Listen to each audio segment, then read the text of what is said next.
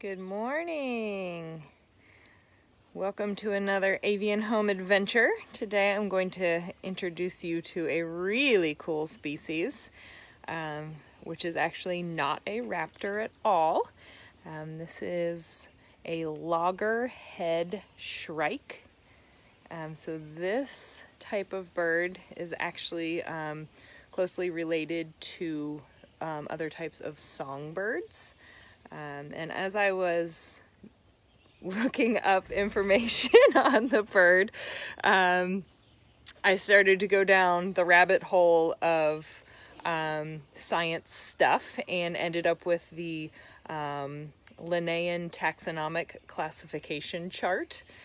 So I decided to do just a quick little science lesson as pertains to the loggerhead shrike. And go through its taxonomic classification really fast. And I decided to compare it to humans just so you get you can see the difference between the two. So I've got my little board over here. So Carl Linnaeus came up with this classification way back in the 1700s. And it's basically a way to classify animals from very broad down to very specific. So there's 7 major classifications, and those are going to be kingdom, phylum, class, order, family, genus, and species. Kingdom is going to be the most inclusive, and the species is going to be where it gets really, really specific. So just to give the human taxonomic classification, we start with Animalia, which is obviously going to be very broad, includes all of the animals. There are, just to give an example of another one, fungi or plants are going to be some of the other kingdoms. And then we start to get a little bit more specific. So when you get down to the phylum, that is going to be chordates, which is going to be animals with a backbone. And then obviously we're going to get more and more specific. Mammals are going to be those animals with backbones that have fur or hair and produce milk. Then we get to primates, hominids, and then all the way down to Homo sapiens. So the Linnaean classification for the little bird that we were just looking at, the loggerhead shrike, Animalia, chordates, because it is an animal with a backbone, and then it differentiates from people in that it is a bird. So its class is aves, or bird. And then we get down into more specifics. Now the order is what's going to differentiate this loggerhead shrike from some of our raptors, from our hawks, our owls, and our eagles. The order Passeriformes or passerines are going to include lots. It's over half of songbirds, and the shrike is included in that, and lots of other fun songbirds are. So we'll go back over to our friend. She's patiently awaiting some food, so I'm going to give her a cricket that she's going to enjoy. So loggerhead shrikes, these guys are found in North America. There's actually 2 species that are found in North America. It's going to be the loggerhead shrike and the northern shrike. And they are found in year-round. They're going to be found from coast to coast, but they're going to stay in the middle and southern states, and then they go all the way down into South America. During breeding seasons, they will venture up into the to the more northern states, but they really tend to avoid really heavy snow cover. It's just not good for their hunting. So these guys, you would find them in big open areas. Sometimes they will be found in wooded areas that have openings on either end so that they can hunt effectively. You will often find them on low exposed perches, and that's where they would hunt for things like small rodents, lizards, and for the most part they're going to eat a lot of insects. Especially in the summertime, the spring and summertime. And then when those foods get a little bit more scarce in the wintertime, that's when they're going to rely more heavily on those rodents. Let's see if I can give her another worm. Come across here. There we we go. So they will often eat the insects right away because they're a smaller meal. As you can see, she's really good at just gobbling those down. But they do something really, really cool if they happen to catch the larger prey. They impale their food on things like thorns, barbed wire, anything sharp that they can impale their food on. And she has actually impaled some of the rodents that we give her. So I'm going to scoot back over here and show you that she is impaled. So that is part of a mouse body.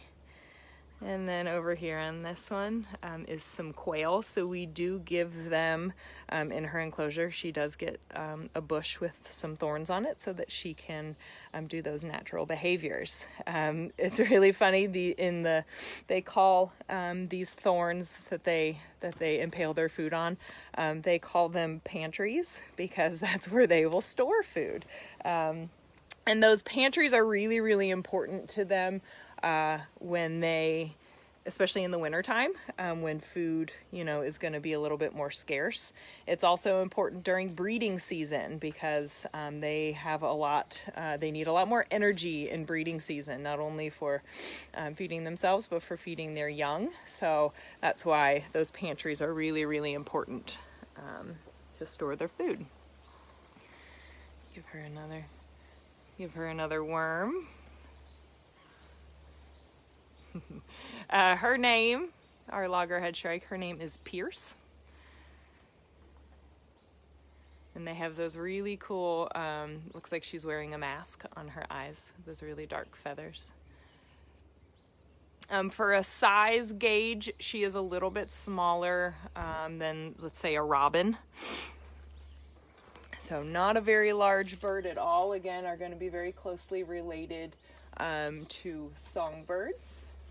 As far as migration, these birds don't really migrate. Some of the ones that live in the more northern states or more northern areas will migrate a small amount, just again to avoid that heavy snow cover so that they can have good hunting in the warmer or in the colder months.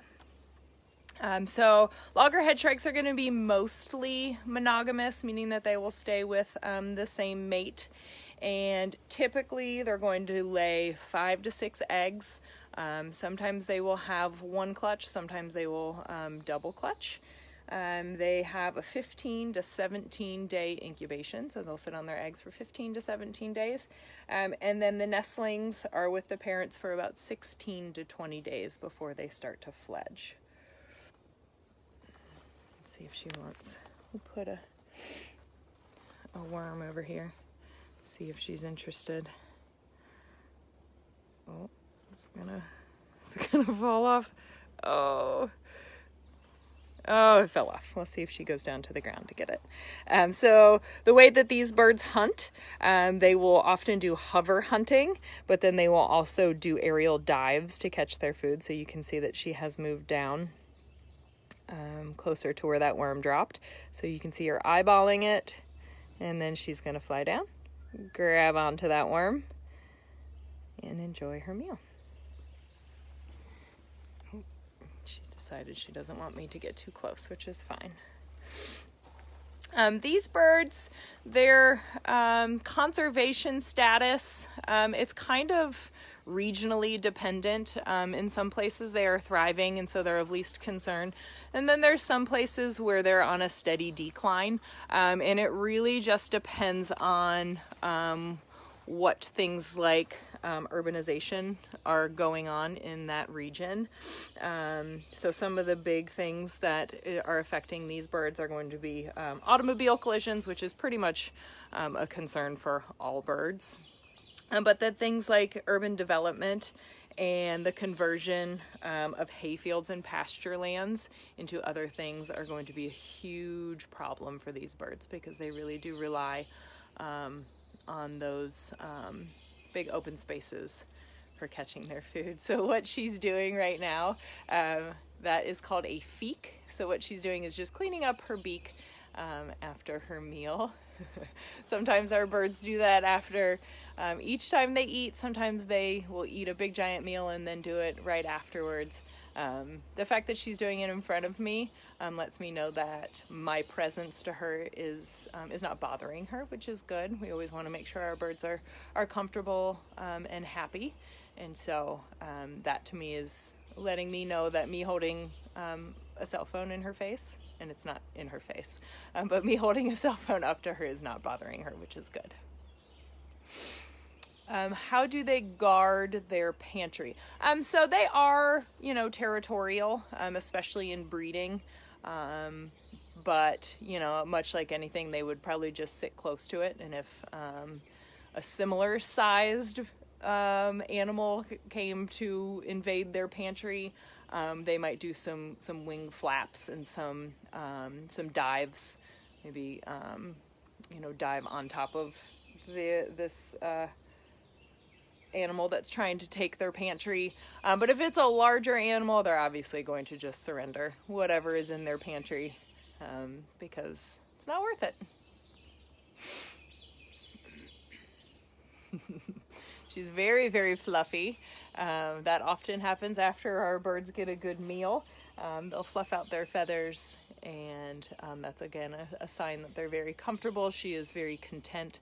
She just got 3 or 4 worms and a couple crickets, so she is very happy and content.